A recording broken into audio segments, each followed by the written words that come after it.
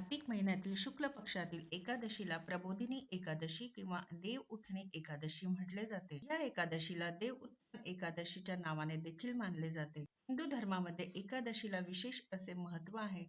एकादशीचे व्रत हे सर्व व्रतांमध्ये श्रेष्ठ मानले जाते. दिवाळीनंतर येणारी एकादशी ही देव उठणी एकादशी आहे आणि आषाढ शुक्ल एकादशीच्या दिवशी भगवान विष्णू शयन करतात आणि देव उठणी एकादशीच्या दिवशी भगवान विष्णू क्षीरसागरातून 4 महिन्याच्या निद्रेतून जागे होतात. देव उठणी एकादशीच्या दिवशी तुलसी विवाहाचे देखील आयोजन केले जाते. नमस्कार मैत्रिणींनो, श्री स्वामी समर्थ. तुमच्या सर्वांच्या सर्व चांगल्या मनोकामना पूर्ण होत हीच मी महाराजांच्या चरणी प्रार्थना करते आणि आजच्या आपल्या या नवीन व्हिडिओला सुरुवात करूया. देव उठणी एकादशी ही 23 नोव्हेंबर गुरुवारी आहे. एकादशी तिथी ही 22 नोव्हेंबर रात्री 7:30 वाजता सुरू होईल आणि 23 नोव्हेंबर संध्याकाळी 6:08 समाप्त होणार आहे. पारणाची वेळ ही 24 नोव्हेंबर सकाळी 6:36 पासून तर 8:47 पर्यंत राहील. देव उठणी एकादशीचे महत्व आपण आता जाणून घेऊया. हिंदू धर्मामध्ये देव उठणी एकादशीचे विशेष असे महत्व आहे. भगवान विष्णूंच्या 4 महिन्याच्या शयन कालामध्ये विवाह तसेच कोणतेही शुभ कार्य होत नाही. पण देव उठणी एकादशी पासून भगवान विष्णू 4 महिन्याच्या निद्रेतून जागे होतात. तेव्हापासून सगळे शुभ कार्य सुरू होतात. त्यासाठी देव उठणी एकादशी ही महत्वपूर्ण एकादशी आहे. श्रद्धापूर्वक एकादशीचे व्रत केल्याने व्यक्तीच्या सगळ्या पापांचा नाश होत असतो. सगळ्या कष्टांचे निवारण देखील होत असते. एकादशीचे व्रत हे भगवान विष्णूंचे अतिशय प्रिय व्रत आहे. एकादशीचे व्रत केल्याने मनुष्य जन्म मरणाच्या फेऱ्यातून मुक्त होतो. एकादशीचे व्रत हे जीवनात सगळ्यात जास्त पुण्यदायी असे हे व्रत मानले जाते. एकादशीच्या एक दिवस आधी दशमी तिथीला सात्विक भोजन करायचे आहे. सूर्यास्त झाल्यावर भोजन ग्रहण करायचे नसते. एकादशीच्या दिवशी ब्रह्ममुहूर्तावर उठून स्नान वगैरे आटोपून स्वच्छ कपडे घालायचे आहे आणि देवघर हे गंगाजलाने शुद्ध करायचे आहे. यानंतर आसनावर बसून व्रताचे संकल्प घ्यायचे आहे. ते झाल्यावर बाळकृष्णाच्या मूर्तीवर केशरयुक्त पंचामृताने आपल्याला श्री सुक्त आणि पुरुष सुक्त म्हणून अभिषेक करायचे आहे किंवा तुम्ही ओम नमो भगवते वासुदेव या मंत्राचा जप देखील करू शकतात. आणि त्यानंतर त्यांना स्वच्छ वस्त्र घालायचे आहे. 1008 विष्णूंची नावे घेऊन तुळशी तर आपल्याला त्यांना अर्पण करायचे आहे आणि नसेल तेवढं शक्य तर 108 वेळा ओम नमो भगवते वासुदेवाय या मंत्राचा जप करीत देखील तुम्ही तुळशीपत्र अर्पण करू शकतात. त्यानंतर धूप, दिवा, आरती, गंध, मिठाई, फळ यांनी भगवान विष्णूंचे पूजन करायचे आहे. भगवान विष्णूंना ऊस, डाळिंब, केळी, शिंगाडा अर्पण करायचे आहे. त्यासोबत भगवान विष्णूंना पांढरी मिठाईचा नैवेद्य दाखवायचा असतो. भगवान विष्णूंना 4 महिन्यांच्या निद्रेतून जागे करण्यासाठी घंटा, शंख किंवा थाळी वाजवायची आहे. मांगलिक ध्वनी लावून उठा उठा देव, उठा उठा नारायण असे म्हणत उठवायचे आहे. यामुळे घरामध्ये सुख शांती नांदते आणि आपल्या सर्व मनोकामना पूर्ण होत असतात. आणि या दिवशी दिवसभर आपल्याला ओम नमो भगवते वासुदेवाय या मंत्राचा जप करत राहायचे आहे. तसेच विष्णू सहस्त्रनाम, व्यंकटेश स्तोत्र यासारखे स्तोत्रांचे आपल्याला पठण करायचे आहे. या दिवशी निर्जला व्रत ठेवायचे आहे, पण ज्यांना शक्य नसेल त्यांनी फलाहार घेऊ शकतात. भगवान विष्णूंना देव उठणी एकादशीच्या दिवशी 4 महिन्याच्या निद्रेतून जागे करताना आपल्याला हा मंत्र म्हणायचा आहे. उत्तिष्ठ उत्तिष्ठ गोविंद, उत्तिष्ठ गरुडध्वज, उत्तिष्ठ कमलाकांत, त्रैलोक्यम मंगलम गुरु. पुन्हा एकदा सांगते. उत्तिष्ठ उत्तिष्ठ गोविंद, उत्तिष्ठ गरुडध्वज, उत्तिष्ठ कमलकांत, त्रैलोक्यम मंगलम कुरु. अशा प्रकारे आपल्याला हा मंत्र म्हणून भगवान विष्णूंना त्यांच्या निद्रेतून जागे करायचे आहे. आणि एकादशीच्या दिवशी संध्याकाळी आपल्याला भगवान विष्णूंची कपूराने आरती देखील करायची आहे. यामुळे आजीवन अकाल मृत्यूपासून आपली रक्षा होत असते.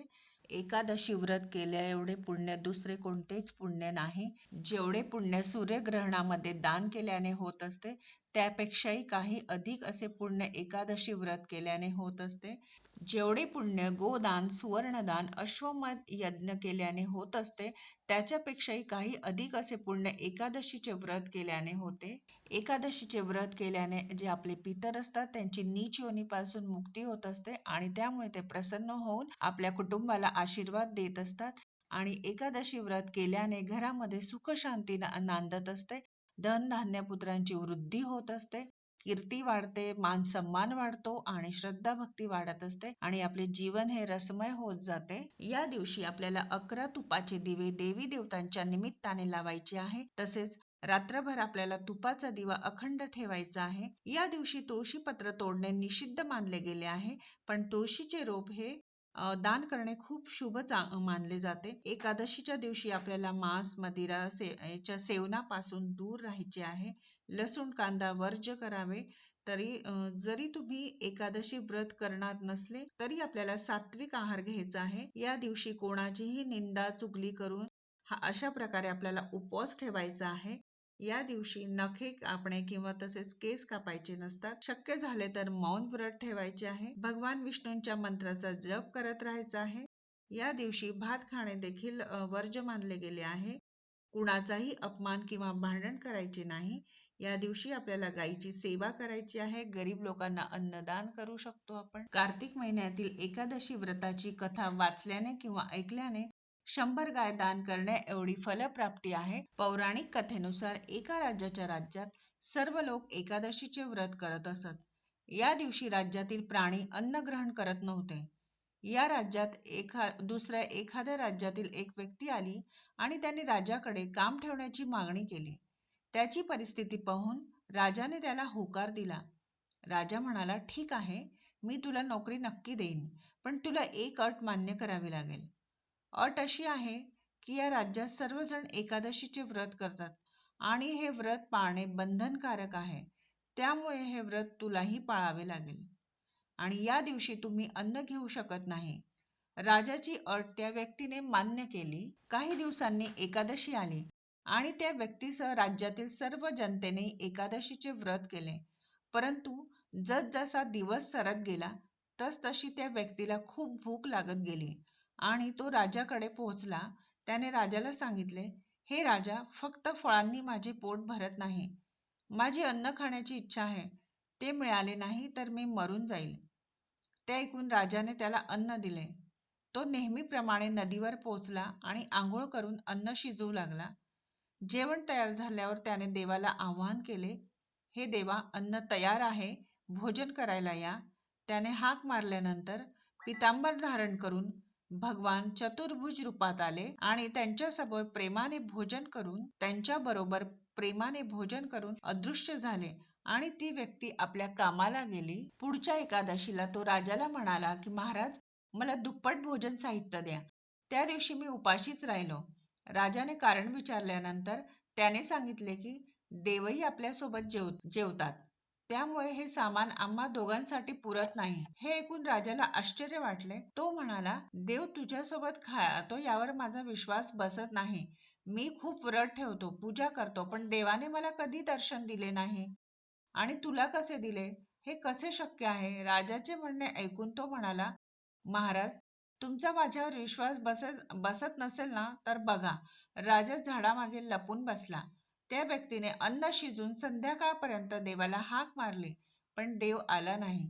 शेवटी तो म्हणाला, अरे देवा, तू आला नाहीस तर नदीत उडी मारून मी जीव देईन. त्याने आवाज देऊनही भगवान विष्णू आले नाही. यानंतर तो प्राणाची आहुती देण्यासाठी नदीकडे निघाला. आपला प्राण सोडण्याचा त्याचा दृढ निश्चय पाहून भगवान विष्णू प्रकट झाले आणि त्याला थांबवले आणि त्याच्यासोबत एकत्र जेवायला बसले. जेवण झाल्यावर त्यांनी त्याला आपल्या विमानात बसून आपल्या निवासस्थानी नेले. हे पाहून राजाला वाटले की जोपर्यंत मन शुद्ध होत नाही तोपर्यंत उपवासाचा काही उपयोग नाही. त्यामुळे उपवास करण्यासोबतच मन शुद्ध ठेवण्याचीही गरज आहे. राजानेही मनापासून व्रत करण्यास सुरुवात केली आणि त्यालाही स्वर्गप्राप्ती झाली. दुसऱ्या दिवशी म्हणजेच द्वादशीच्या दिवशी सकाळी आपल्याला लवकर उठून भगवान विष्णूंची पूजा आरती करायची आहे आणि चांगल्या मुहूर्तावर आपल्याला व्रताचे पारण करायचे आहे. अशा प्रकारे एकादशी व्रत केल्याने वैकुंठाची प्राप्ती होते आणि अशा प्रकारे नियमांचे पालन करून भाग्यवृद्धी होते आणि जीवन मंगलमय होते. आणि नियमांकडे दुर्लक्ष केल्याने संकटांचा सामना करावा लागतो. तर आजचा व्हिडिओ इथेच थांबवते. व्हिडिओतील माहिती आवडली असेल तर चॅनलला लाईक, शेअर आणि सबस्क्राईब नक्की करा. पुन्हा भेटूया अशा छान छान नवीन व्हिडिओ सोबत. तोपर्यंत सर्वांना बाय आणि श्री स्वामी समर्थ.